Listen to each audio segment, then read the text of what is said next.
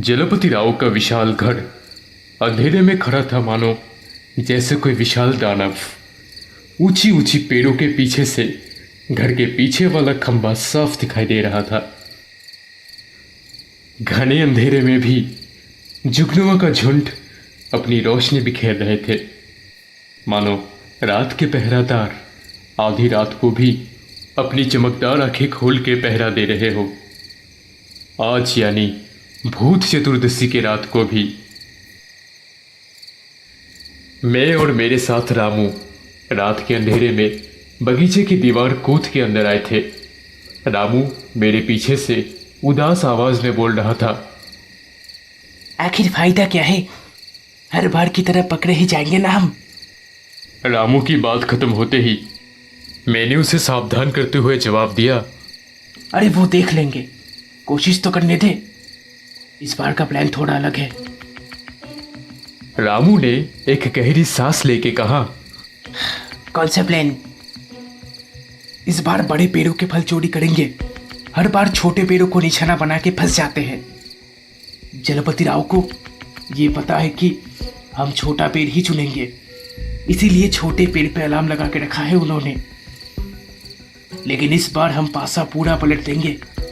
रामू मेरी बात सुन तो रहा था, मगर मेरी बातों पे मुझे खुद भी ज्यादा भरोसा नहीं था।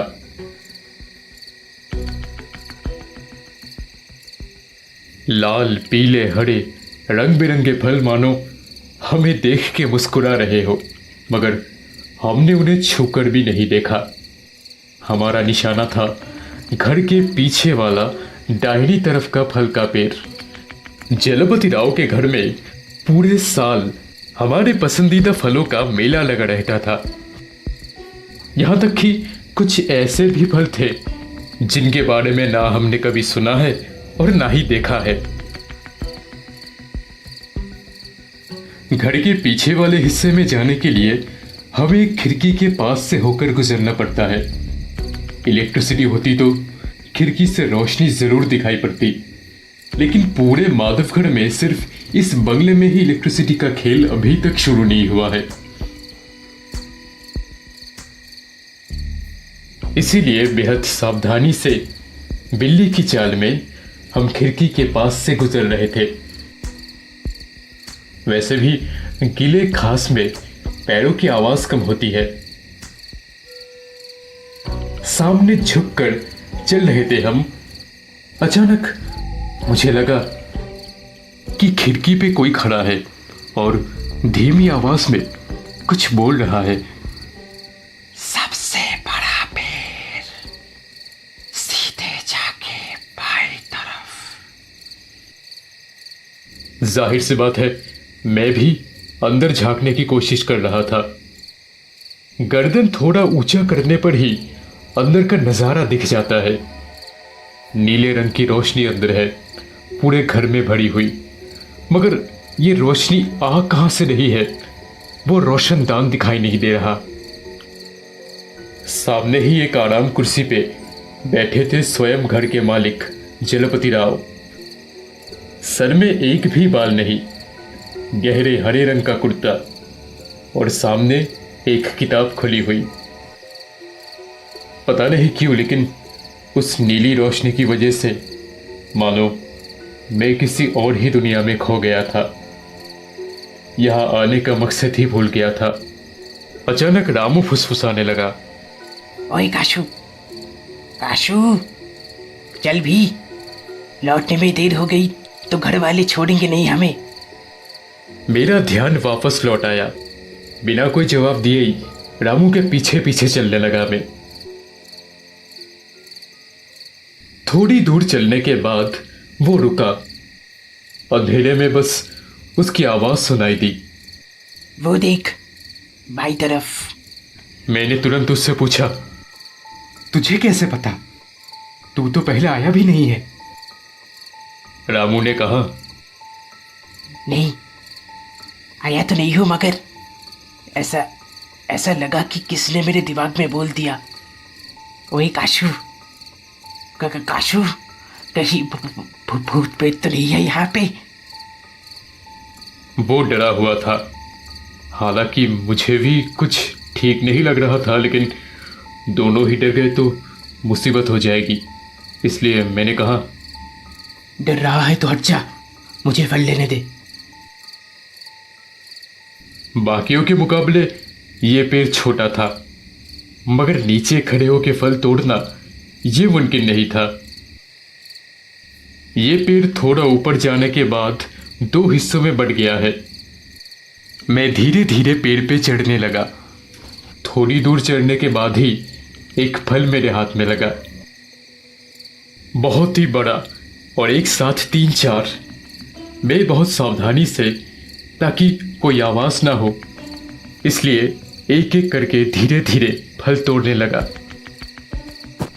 नीचे खड़ा हुआ रामू अपने पैर लगातार हिलाए जा रहा था, शायद मच्छर भगा रहा था।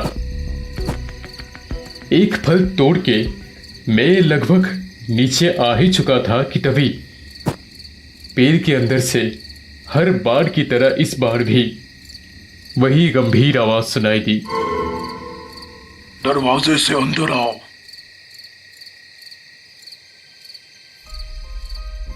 एक सोफे पे बैठे थे हम लोग। मोमबत्ती की रोशनी हमारे सामने रखे फूलों पे और खिड़की के पर्दों पे जाके अपना पीला रंग बिखेर रही थी। जलपति राव ने अपना चश्मा साफ करने के बाद बात शुरू की। भूत चतुर्दशी के दिन फल सब्जी चोरी करने का रिवाज क्यों है, मालूम है तुम लोगों को? हर बार की तरह इस बार भी वही एक ही सवाल। मैंने बस सर ऊपर नीचे हिला दिया। हर बार की तरह इस बार भी पकड़े जाने के बाद से मेरा बात करने का मूड नहीं था। रामू ने बोला, फल चोरी कोई रिवाज नहीं है। आज का दिन अमावस का होता है, इसलिए अंधेरा भगाने के लिए 14 दिए जलाए जाते हैं। उन्हें जलाने का एक मकसद भी होता है। हमारे पूर्वज, वन देवी और भी बहुत सारे देवी देवताओं के नाम निवेदन करना।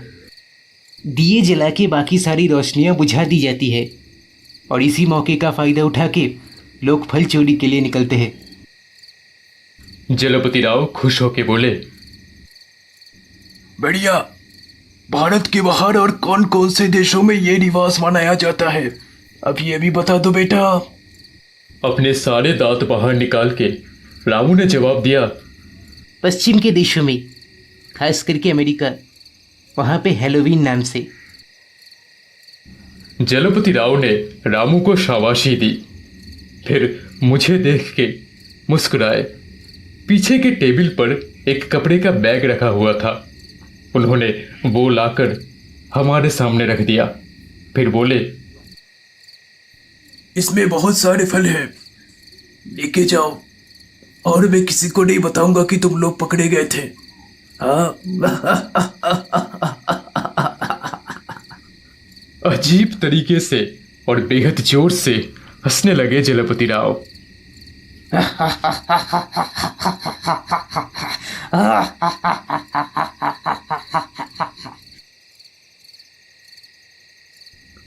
उन्हें और रामू को चौंका के जो काम मैं कभी नहीं करता वो मैंने आज किया।